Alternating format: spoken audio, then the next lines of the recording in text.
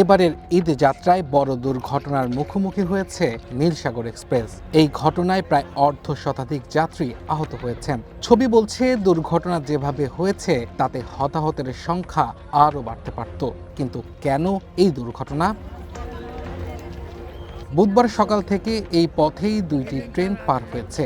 তৃতীয় ট্রেন ছিল চিলাহাটিগামী নীলসাগর এক্সপ্রেস। প্রত্যক্ষদর্শীরা জানান, বাগবাড়ি এলাকায় রেল লাইনের সংস্কার কাজ চলছিল এবং নিয়ম অনুযায়ী লাল পতাকা ও সিগন্যাল দেয়া ছিল। দুর্ঘটনার আগে দুইটি ট্রেন সিগন্যাল মেনে চলে গেলেও নীলসাগর এক্সপ্রেস সব ধরনের সতর্ক বার্তা উপেক্ষা করে দ্রুত গতিতে সংস্কারাধীন লাইনের ওপর ট্রেনটি তুলে দেয়। এতে 9টি বগি লাইনচ্যুত হয়ে পড়ে। ধোঁয়ায় অন্ধকার হয়ে গেছে, কিন্তু ওই ধুলায় অন্ধকার, কিন্তু আমরা বুঝতে পারছি ধোঁয়া।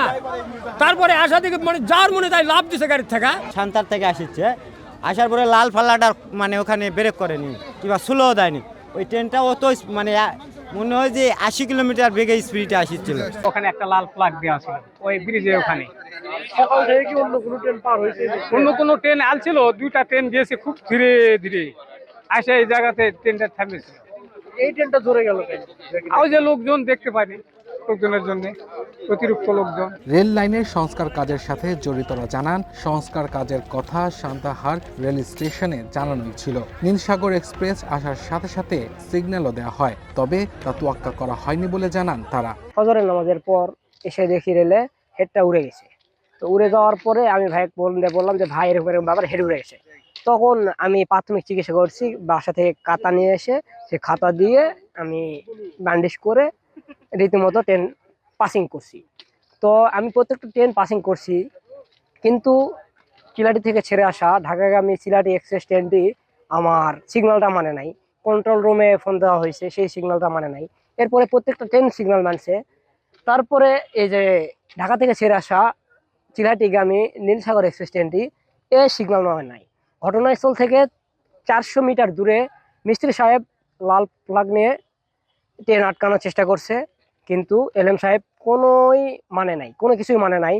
লাস্টে ভাইয়ের নামে যেয়ে ছোট লাল ফ্ল্যাগ এবং সবুজ ফ্ল্যাগ নিয়ে পরবর্তীতে আবার ট্রেন আটকানোর চেষ্টা করছে, কিন্তু ট্রেন আটকায় নাই। তারপরে এই দুর্ঘটনা হয়েছে। কিন্তু একজন চালক এমন ভুল কেন করবেন, যখন পুরো চলাচলই এমন সিগন্যালের উপর নির্ভর করে? নীলসাগর এক্সপ্রেসের চালকের কাছে লাইন মেরামতের তথ্য কি আগে দেওয়া হয়েছিল? রাজশাহী রেলওয়ের প্রধান প্রকৌশলী বলছেন, এখানে মেসেজ আদান প্রদানে ভুল থাকতে পারে। কোনো ধরনের গাফলতি বা তথ্যগত গ্যাপ ছিল কিনা তা খতিয়ে দেখতে 4 সদস্যের একটি উচ্চ পর্যায়ের তদন্ত কমিটি গঠন করা হয়েছে। লাইন কাজ করছিল, সেই সময় কষান অর্ডার দিয়ে আমরা লাইনে কাজ করি। হ্যাঁ, আমরা লাইন কাটতে পারি, লাইন খুলতে পারি, কিন্তু কষান অর্ডার দেওয়া লাগে যে স্টেশন মাস্টার বলা যায় আমাকে লাইনে কাজ করা হবে, ট্রেন আসলে দেখে শুনে পার হবে।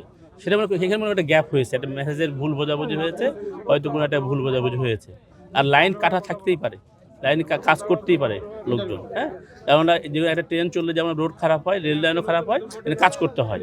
দুর্ঘটনায় আহত হন 66 জন। এর মধ্যে নওগাঁ সদর হাসপাতালে 18 জন চিকিৎসাধীন রয়েছেন। 42 জনকে প্রাথমিক চিকিৎসা শেষে ছেড়ে দেওয়া হয়েছে এবং 6 জনকে বগুড়া আদমদীঘি উপজেলা স্বাস্থ্য কমপ্লেক্সে প্রাথমিক চিকিৎসা শেষে ছেড়ে দেওয়া হয়েছে। ট্রেনের উপরে আমরা বসে আছি, আমরা ঢাকা থেকে রওনা দিতেছি নীলফামারী। ওখান থেকে দেখেছি সাতাবগঞ্জ আসিয়া আর কি 10-12 জন ট্রেনের আগে উপরে পালা যেতেছে, কাহো লাভ দিতেছে, কাহো ঝাঁপিয়ে পড়তেছে, ট্রেন উল্টি পড়ছে আর কি।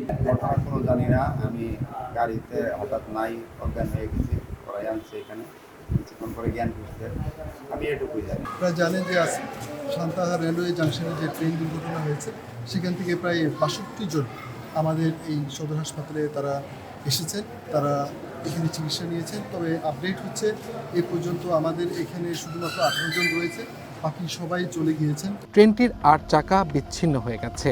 ঘটনার পর থেকে ট্রেনের চালক পলাতক রয়েছেন। আর দায়িত্ব অবহেলার কারণে সহকারী স্টেশন মাস্টার শহীদুল ইসলাম রঞ্জুকে সাময়িকভাবে বরখাস্ত করা হয়েছে। One national desk.